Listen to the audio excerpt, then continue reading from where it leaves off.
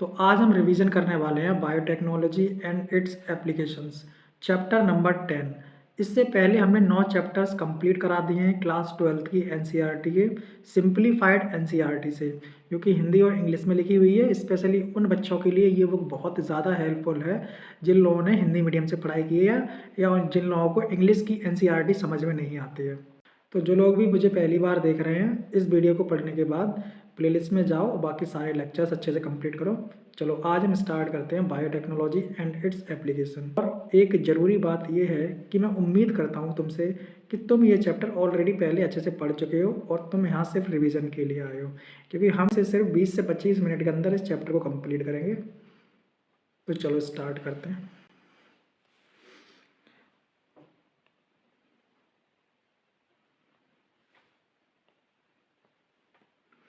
जैसा कि आपने पिछले चैप्टर्स में सीख चुके हैं कि बायोटेक्नोलॉजी में genetically modified microbes, fungi, plants तथा एनिमल्स का यूज़ करते हैं बायोफार्मास्यूटिकल्स और बायोलॉजिकल का इंडस्ट्रियल स्केल पर प्रोडक्शन करने के लिए।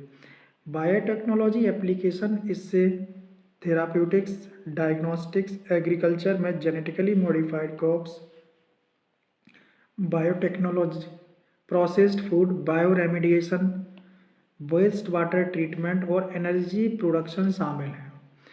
बायोटेक्नोलॉजी के 3 क्रिटिकल रिसर्च एरियाज हैं।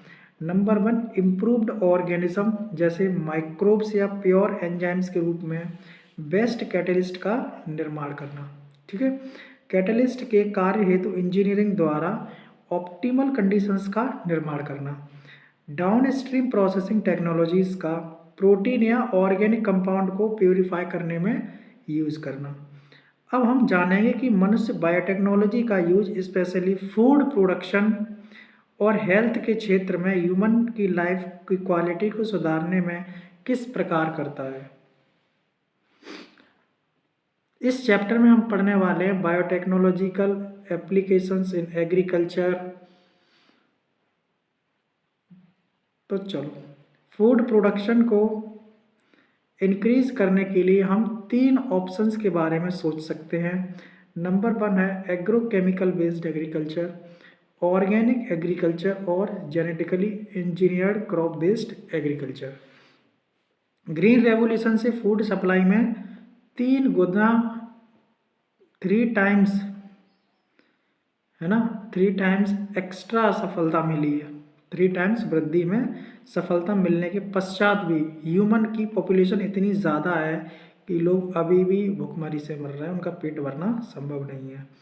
उत्पादन में वृद्धि आंशिक रूप से इम्प्रूव्ड क्रॉप वेराइटीज़ के कारण है, जबकि इस उत्पादन का मुख्य कारण बेटर मैनेजमेंट प्रैक्टिसेस तथा एग्रोकेमिकल का यूज़ करना है। एग्रोकेमिकल्स कहने का मतलब होता है फर्टिलाइजर्स और पेस्टिसाइड्स जो कि हम यूज़ करते हैं। हालांकि डेवलपिंग वर्ल्ड के किसानों के लिए एग्रोकेमिकल्स काफ़ी एक्सपेंसिव पड़ते हैं तथा कन्वेंशनल ब्रीडिंग का प्रयोग करके एग्जिस्टिंग वेराइटीज़ के साथ उत्पादन करने में वृद्धि संभव नहीं है। क्या कोई दूसरा ऑल्टरनेटिव तरीका है जिसमें जेनेटिक्स की जानकारी का यूज़ करते हुए फार्मर्स अपने खेतों से मैक्सिमम यील्ड प्राप्त कर सकें? क्या आप ऐसा रास्ता जानते हैं जिसके द्वारा फर्टिलाइजर्स और केमिकल्स का उपयोग कम से कम हो, उसके द्वारा एनवायरनमेंट पे पड़ने वाले हार्मफुल इफेक्ट से बचा सके या उसे कम किया जा सके? जेनेटिकली मॉडिफाइड क्रॉप्स का यूज इस समस्या का हल है। ऐसे प्लांट्स, बैक्टीरिया, फंजाई, एनिमल्स जिनके जीन्स को मल्टी मैनिपुलेशन के द्वारा ऑल्टर किया गया है, जेनेटिकली मॉडिफाइड ऑर्गेनिज्म जीएमओ कहलाते हैं। जेनेटिकली मॉडिफाइड प्लांट कई प्रकार से लाभदायक हैं, जैसे कि abiotic stress, cold, drought, salt के प्रति अधिक टॉलरेंट क्रॉप्स का निर्माण करना, केमिकल पेस्टिसाइड्स पर निर्भरता रिलायंस कम करना, paste resistant crops, post harvest losses को कम करने में सहायता करना, प्लांट्स में मिनरल यूजेस की क्षमता को बढ़ाना या सॉइल फर्टिलिटी को जल्द समाप्त होने से बचाता है। फूड की न्यूट्रिशनल वैल्यू को बढ़ाना, उदाहरण के लिए विटामिन ए से भरपूर राइस का निर्माण किया गया। इन यूजेस के अलावा जीएम का प्रयोग टेलर्ड मेड प्लांट्स को क्रिएट करने में भी होता है, जिनसे ऑल्टरनेटिव रिसोर्सेज के रूप में इंडस्ट्रीज में स्टार्च, फ्यूल्स तथा फार्मास्यूटिकल्स की सप्लाई की जाती है।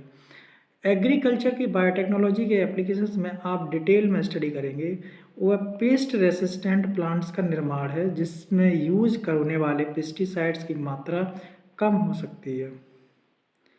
बीटी टॉक्सिन्स का निर्माण bacillus thuringiensis, in short BT बोलते हैं, नामक बैक्टीरिया द्वारा किया जाता है।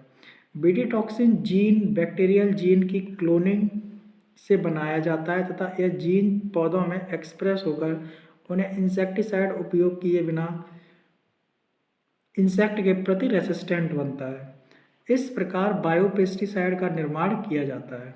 एग्जाम्पल की बात करें तो BT toxin, BT corn, rice, tomato, potato, soybean etcetera. BT cotton bacillus thuringiensis के कुछ किस्म स्ट्रेन्स ऐसे प्रोटीन्स पैदा करती हैं जो कुछ इंसेक्ट्स जैसे कि लेपिडोप्टेरन्स, टोबैको बडवर्म, आर्मी वर्म, सेलियोप्टेरन्स, बीटल्स तथा डायप्टेरन्स फ्लाइज, मॉस्किटोज को मारने में हेल्पफुल होती हैं। बैसिलस थ्यूरिनजेनेसिस अपनी ग्रोथ की पर्टिकुलर फेज में कुछ प्रोटीन क्रिस्टल्स का निर्माण भी करती हैं। इन क्रिस्टल्स में टॉक्सिक इंसेक्टिसाइड प्रोटीन्स उपस्थित रहती है। वह टॉक्सिन्स बैसिलस को क्यों नहीं मारता? एक्चुअली ये बीटी टॉक्सिन्स प्रोटीन इनएक्टिव प्रोटोटॉक्सिन्स के रूप में होती है। कैसे बेटा? इनएक्टिव प्रोटोटॉक्सिन्स के रूप में होती है, लेकिन जैसे ही कोई इंसेक्ट इन इनएक्टिव टॉक्सिन्स को खाता है, इसके क्रिस्टल्स आंत के एल्कलाइन पीएच के कारण घुलकर एक्टिव फॉर्म में कन्वर्ट हो जाते हैं। एक्टिवेटेड टॉक्सिन मिडगट की एपिथेलियल सेल्स को सरफेस से बाइंड होकर उसमें पोर्स का निर्माण करते हैं, जिसके कारण सेल्स फूटकर फट जाती है। इसके फलस्वरूप इंसेक्ट की डेथ हो जाती है। इस स्पेसिफिक बीटी टॉक्सिन को बैसिलस थ्यूरिनजेनेसिस से निकालकर क्रॉप्स जैसे कॉटन में मिलाया जा चुका है। जीन्स की चॉइस फसल तथा टारगेट पेस्ट पर डिपेंड करती है, जबकि अधिकतर BT toxins insect group specific होते हैं। टॉक्सिन क्राई नामक जीन द्वारा कोडेड होते हैं। ये कई प्रकार के हो सकते हैं।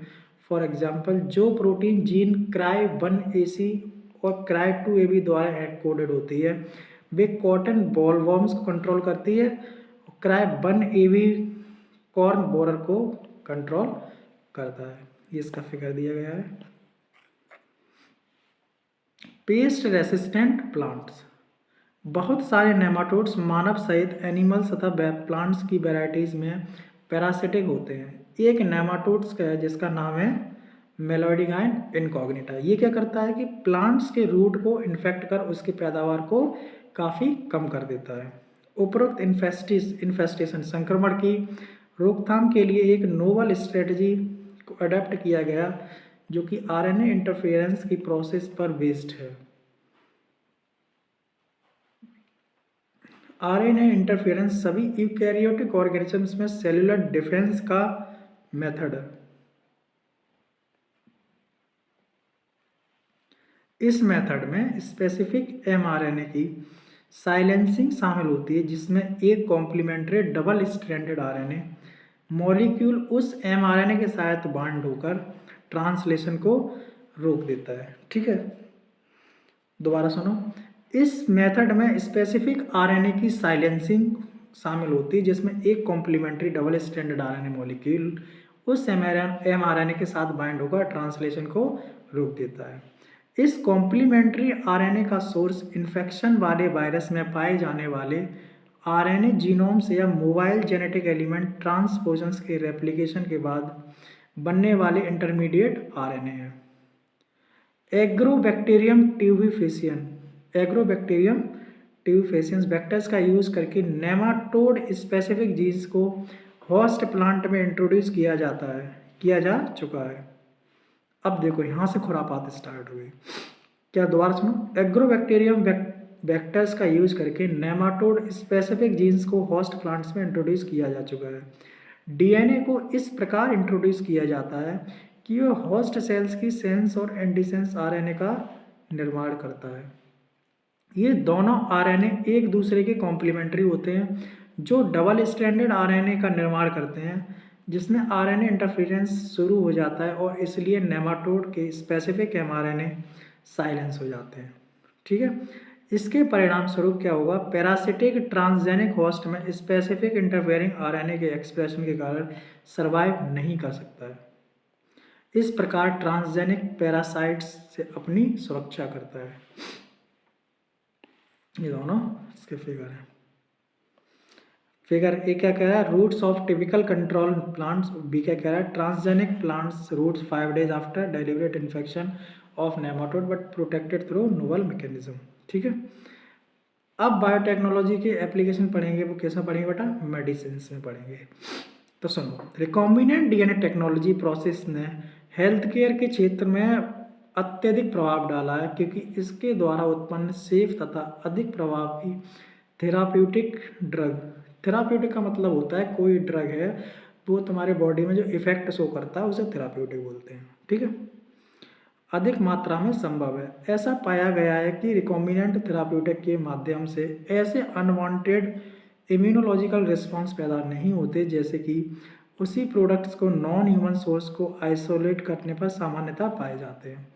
आज तक पूरे विश्व में लगभग 30 रिकॉम्बिनेंट थेराप्यूटिक्स का यूज ह्यूमन यूज़ के लिए अप्रूव किया जा चुका है। वर्तमान में भारत में इनमें से 12 को बेचा जाता है। नंबर 1 है इसमें जेनेटिकली इंजीनियर्ड इंसुलिन। अब तुम लोग जानते हो कि इंसुलिन कितना इम्पोर्टेंट है डायबिटीज़ के पेशेंट्स के लिए, है ना। एडल्ट्स में होने वाली डायबिटीज़ का मैनेजमेंट एक रेगुलर टाइम इंटरवल पर इंसुलिन लेने से ही संभव है। ह्यूमन इंसुलिन पर्याप्त मात्रा में उपलब्ध होने पर डायबिटिक पेशेंट क्या करेंगे। अगर आप इस बात पर विचार करेंगे तो आप जल्द ही समझ जाएंगे कि हमें दूसरे एनिमल से इंसुलिन आइसोलेट करने के यूज़ में लाना होगा।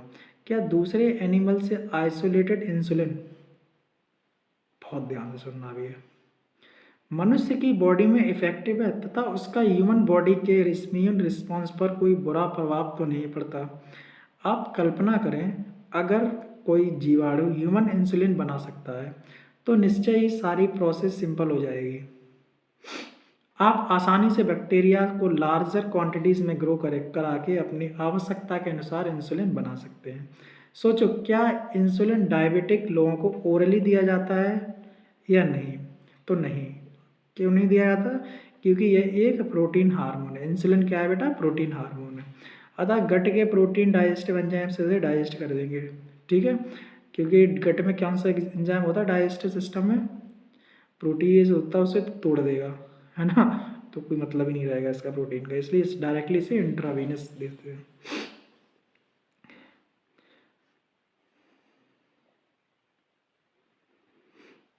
पहले डायबिटीज़ में यूज़ होने वाले इंसुलिन कैटल और पिग्स को मारकर उनके पेनक्रियास से निकाला जाता था। एनिमल सोर्स से प्राप्त इंसुलिन से कुछ पेशेंट को एलर्जी या फॉरेन प्रोटीन के प्रति दूसरे टाइप्स की रिएक्शंस होने लगी थी। इंसुलिन 2 छोटी पॉलीपेप्टाइड चेन से मिलकर बनता है, जो कि chain A chain A B, जो आपस में डाइसल्फाइड ब्रिज द्वारा जुड़ी होती हैं। मैमल जैसे ह्यूमंस में इंसुलिन प्रो हार्मोन की तरह सिंथेसिस होता है, जिसमें एक एक्स्ट्रा स्ट्रेच होता है जिसे सी पेप्टाइड कहते हैं। प्रो एंजाइम की तरह प्रो हार्मोन को भी फुल मेच्योर और फंक्शनल हार्मोन बनने के पहले प्रोसेस होने की आवश्यकता होती है। प्रो एंजाइम की तरह प्रो हार्मोन को भी फुल मेच्योर और फंक्शनल हार्मोन बनने के प्रोसेस होने की आवश्यकता होती है। यह सी पेप्टाइड मेच्योर इंसुलिन में नहीं होता है, जो मेच्योरेशन के दौरान इंसुलिन से अलग हो जाता है। आरडीएनए टेक्निक्स का रिकॉम्बिनेंट डीएनए टेक्निक्स का प्रयोग करते हुए इंसुलिन के उत्पादन में मुख्य चैलेंज यह है कि एकत्रित असेंबल्ड का मेच्योर रूप से तैयार होना।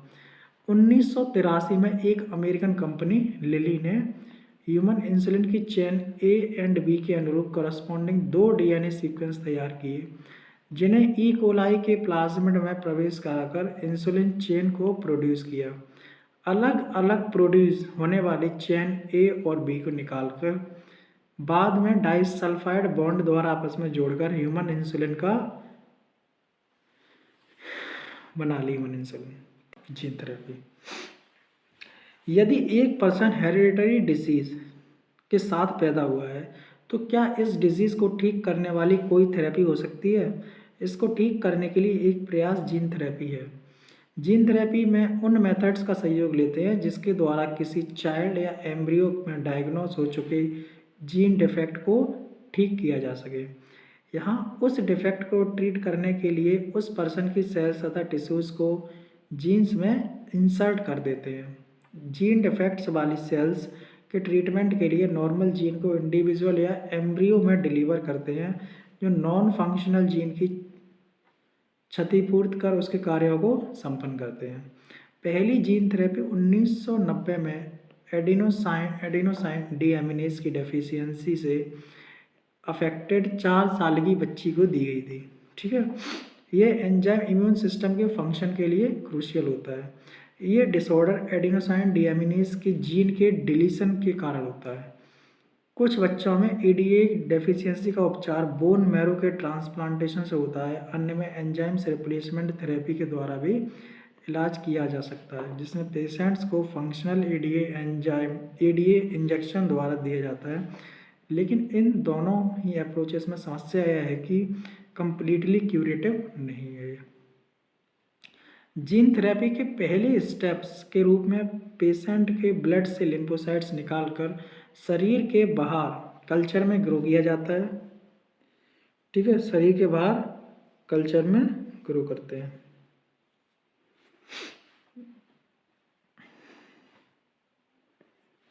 शरीर के बाहर कल्चर में ग्रो करते हैं। चलो, फंक्शनल एडीए के कॉम्प्लीमेंट्री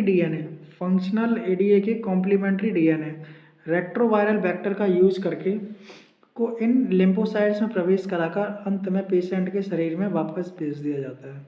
दोबारा सुनो, फंक्शनल एडीए के कॉम्प्लीमेंट्री डीएनए रेट्रोवायरल वेक्टर का यूज करके इन लिम्फोसाइट्स में प्रवेश कराकर अंत में पेशेंट्स के शरीर में वापस डाल देते हैं। ये सेल्स इमोर्टल तो होते नहीं हैं, इसलिए पेशेंट्स में समय समय पर ऐसी जेनेटिकली इंजीनियर्ड लिम्फोसाइट्स को डालने की आवश्यकता होती है। एडीए प्रोड्यूस करने वाले जीन्स को मैरो सेल से आइसोलेट करके अर्ली एम्ब्रियोनिक स्टेज वाली सेल्स में इंट्रोड्यूस कर दिया जाता है तो ये एक परमानेंट क्योर हो सकता है। दोबारा सुनो, एडीए प्रोड्यूस करने वाली जीन्स को मैरो सेल से आइसोलेट करके अर्ली एम्ब्रियोनिक स्टेज वाली सेल्स में इंट्रोड्यूस कर दिया जाए तो ये एक परमानेंट क्योर हो सकता है। चलो, मॉलिकुलर डायग्नोसिस। आप जानते हैं कि किसी डिजीज़ के इफ़ेक्टिव ट्रीटमेंट के लिए उसकी समय से पहले डायग्नोसिस और पैथोफिजियोलॉजी को समझना बहुत ही इम्पोर्टेंट है।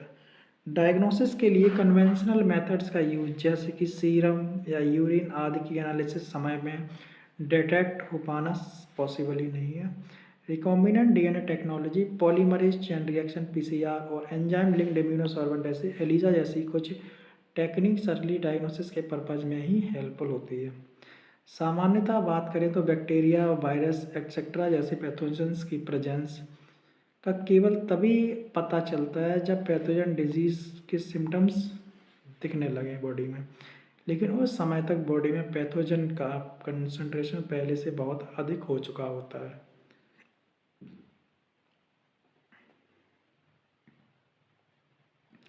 बैक्टीरिया या वायरस के बहुत कम कॉन्सेंट्रेशन पर उस समय जब डिसीज़ के सिम्टम्स दिखाई नहीं देते, पीसीआर के द्वारा उसके न्यूक्लिक एसिड को एम्पलीफाई करके पहचाना जा सकता है। चलो,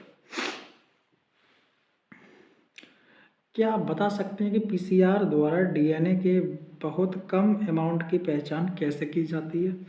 अब पीसीआर का यूज़ करके सस्पेक्टेड एचआईवी पेशेंट्स की पहचान करना कॉमन है। इसका उपयोग सस्पेक्टेड कैंसर पेशेंट के जीन में होने वाले म्यूटेशन का पता लगाने में भी किया जाता है। ये एक पावरफुल टेक्निक है जिसका उपयोग कई अन्य जेनेटिक डिसऑर्डर की पहचान करने में भी होता है। एक सिंगल स्ट्रैंडेड डीएनए या आरएनए से एक रेडियो एक्टिव मॉलिक्यूल यानी कि प्रोब जुड़कर सेल्स के क्लोन में अपने कॉम्प्लीमेंट्री डीएनए के साथ हाइब्रिडाइज होते हैं। बाद में ऑटो रेडियोग्राफी का यूज़ करके इन्हें पहचाना जाता है। ठीक। अंत में क्लोन जिनमें म्यूटेटेड जीन उपस्थित होते हैं वह फोटोग्राफिक फिल्म पर दिखाई नहीं पड़ेंगे क्योंकि प्रोब के पास म्यूटेटेड जीन के साथ कॉम्प्लीमेंट्री उपस्थित नहीं रहेगी। एलिजा एंटीजन एंटीबॉडी इंटरेक्शन के सिद्धांत पर आधारित है। किसी पैथोजन के द्वारा इन्फेक्शन को एंटीजन प्रोटीन और ग्लाइकोप्रोटीन की उपस्थिति या पैथोजन के विरुद्ध बनाई गई एंटीबॉडीज़ के द्वारा पहचाना जा सकता है। ट्रांसजेनिक एनिमल्स ऐसे एनिमल्स जिनके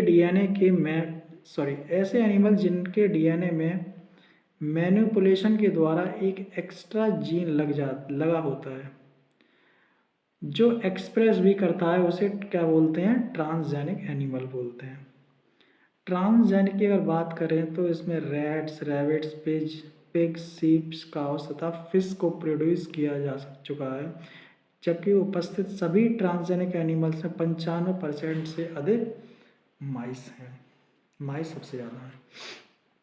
इस तरह के एनिमल्स को क्यों प्रोड्यूस किया जाता है? इस प्रकार के मॉडिफिकेशन से मनुष्य को क्या बेनिफिट हो सकता है? अब कुछ कॉमन रीजंस का पता करते हैं। Normal physiology and development, study of disease, biological product, vaccine safety, chemical safety testing. 5 reason है इसके। ठीक है। ट्रांसजेनिक एनिमल्स को विशेष रूप से डिज़ाइन किया जाता है जिससे इस बात का अध्ययन हो सके कि जीन कैसे रेगुलेट करता है। ठीक है, जीन कैसे रेगुलेट होते हैं तथा वे किस प्रकार बॉडी के डेवलपमेंट और नॉर्मल फंक्शंस को अफेक्ट करते हैं। जैसे ग्रोथ में इन्वॉल्व होने वाली कॉम्प्लेक्स फैक्टर्स में इंसुलिन जैसे ग्रोथ फैक्टर की स्टडी करना, दूसरी स्पीशीज़ के जीन्स को इंट्रोड्यूस करने के द्वारा इन फैक्टर्स के बनने में बदलाव पैदा होता है। इस बदलाव से होने वाले बायोलॉजिकल इफ़ेक्ट्स की स्टडी की जाती है तथा शरीर में फैक्टर्स के बायोलॉजिकल रोल के बारे में सूचना प्राप्त होती है। स्टडी ऑफ डिजीज़, कई सारे ट्रांसजेनिक एनिमल्स को इस प्रकार डिज़ाइन किया गया जिससे हमारी जानकारी डिजीज़ के डेवलपमेंट में जीन्स के योगदान के बारे में बढ़ सके। ह्यूमन डिजीज़ के मॉडल के रूप में प्रयोग होने वाले ये स्पेशली बनाए जाते हैं ताकि डिजीज़ के नए ट्रीटमेंट्स के बारे में इन्वेस्टिगेशन हो सके। आजकल के समय में ह्यूमन डिसीज जैसे कि cancer, cystic fibrosis, rheumatoid arthritis, Alzheimer's के लिए ट्रांसजेनिक मॉडल उपस्थित हैं। बायोलॉजिकल प्रोडक्ट्स, कुछ ह्यूमन डिजीज़ को ट्रीट करने के लिए मेडिसिन की आवश्यकता होती है जो बायोलॉजिकल प्रोडक्ट से ही बननी होती हैं, लेकिन ऐसे प्रोडक्ट्स को बनाना अक्सर एक्सपेंसिव होता है। यूजफुल बायोलॉजिकल प्रोडक्ट्स उत्पन्न करने वाले ट्रांसजेनिक एनिमल्स को बनाने के लिए इसमें डीएनए के पार्ट या जीन्स को इंट्रोड्यूस करते हैं। ये पार्ट्स या जीन्स पर्टिकुलर प्रोडक्ट्स के निर्माण में भाग लेते हैं, जैसे कि ह्यूमन प्रोटीन अल्फा एंटीट्रिप्सिन का उपयोग एम्फाइसेमा के ट्रीटमेंट में होता है। इस प्रकार फिनाइलकीटोन्यूरिया, पीकेयू तथा सिस्टिक फाइब्रोसिस के ट्रीटमेंट के लिए किया जाता है। 1997 में फर्स्ट ट्रांसजेनिक गाय रोजी से ह्यूमन प्रोटीन युक्त मिल्क 2.4 ग्राम पर लीटर प्रोड्यूस किया गया। इस मिल्क में ह्यूमन अल्फा लैक्ट एल्ब्यूमिन मिलता है जो बेबीज़ के लिए न्यूट्रिशनली अधिक बैलेंस होता है। यह नेचुरल काउ में नहीं मिलता।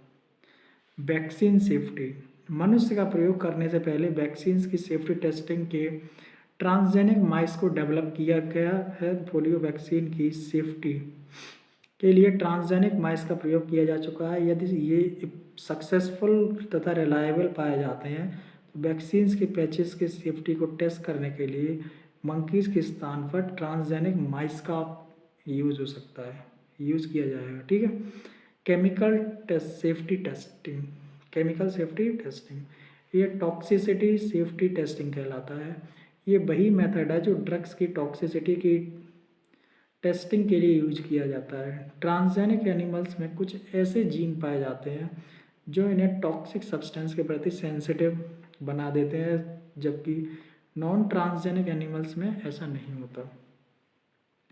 ट्रांसजेनिक एनिमल्स में टॉक्सिक सब्सटेंस को संपर्क में लाने के बाद पड़ने वाले इफ़ेक्ट्स को स्टडी की जाती है। इस प्रकार एनिमल्स में टॉक्सिसिटी टेस्टिंग करने में हमें रिजल्ट्स कम समय में प्राप्त हो जाते हैं। एथिकल इश्यूज, ह्यूमन रेस द्वारा अन्य लिविंग ऑर्गेनिजम्स में बिना रेगुलेशन के और अधिक मैनिपुलेशन नहीं किया जा सकता है। सभी ह्यूमन एक्टिविटीज़ के आचरण मोरालिटी को एवेल्युएट करने के लिए कुछ एथिकल स्टैंडर्ड्स की आवश्यकता भी होती है। ह्यूमन एक्टिविटीज़ लिविंग ऑर्गेनिजम्स के लिए सहायक या नुकसानदायक हो सकती हैं। ऐसे इश्यूज में मोरालिटी इसमें बायोलॉजिकल सिग्निफिकेंस भी है। ऑर्गेनिजम्स में जेनेटिक मॉडिफिकेशंस के तब अनप्रेडिक्टेबल्स रिजल्ट निकल सकते हैं जब ऐसे ऑर्गेनिजम्स को इकोसिस्टम में इंट्रोड्यूस किया जाए। इसलिए भारत सरकार ने GEAC genetic engineering approval committee जैसे ऑर्गेनाइजेशन की स्थापना की, जो GM जेनेटिकली मॉडिफाइड रिसर्च से संबंधित कार्यों की वैलिडिटी तथा पब्लिक सर्विसेज के लिए जेनेटिकली मॉडिफाइड ऑर्गेनिजम्स के इंट्रोडक्शन की सेफ्टी आदि में डिसीजन लेगी। पब्लिक सर्विसेज जैसे कि फूड और मेडिसिनल सोर्सेस हेतु के लिविंग ऑर्गेनिजम्स के मॉडिफिकेशन या यूजेस ने इनके गारंटीड पेटेंट्स के साथ भी समस्या पैदा की है। इसलिए पब्लिक में इस बात को लेकर नाराज़गी है कि कुछ कंपनीज जेनेटिक मटेरियल, प्लांट्स व अन्य बायोलॉजिकल रिसोर्सेज का उपयोग करने वाले प्रोडक्ट्स व टेक्नोलॉजीज़ के लिए पेटेंट्स प्राप्त कर रहे हैं, बल्कि यह बहुत पहले से डेवलप और आइडेंटिफाई हो चुकी है कि इन्हें किसी स्पेसिफिक कंट्रीज के फार्मर्स तथा मूल निवासी यूज़ कर रहे हैं। राइस एक महत्वपूर्ण फूड ग्रेन है जिसका वर्णन हजारों वर्षों में एशियन एग्रीकल्चर हिस्ट्री में मिलता है। एक अनुमान के अनुसार भारत में चावल 2 लाख वेराइटीज़ पाई जाती हैं, चावल की 2 लाख वेराइटीज़ पाई जाती हैं। भारत में राइस की डाइवर्सिटी विश्व की सबसे रिचेस्ट डाइवर्सिटी में से एक है। बासमती राइस आपने सुगंध, एरोमा तथा फ्लेवर के लिए मशहूर और इसकी 27 डॉक्यूमेंटेड वेराइटीज़ भारत में उगाई जाती हैं। प्राचीन ग्रंथों में एंशियंट टेक्स्ट, लोक साहित्य, फोकलोर तथा कविताएं, पोइट्री में बासमती का वर्णन मिलता है, जिससे पता चलता है कि इसे कई सेंचुरीज में उगाया जा रहा है।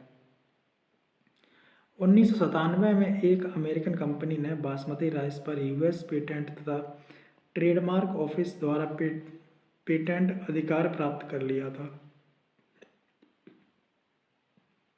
इससे कंपनी इस बासमती की नई वैरायटीज़ को US और एब्रोड में बेच सकती हैं।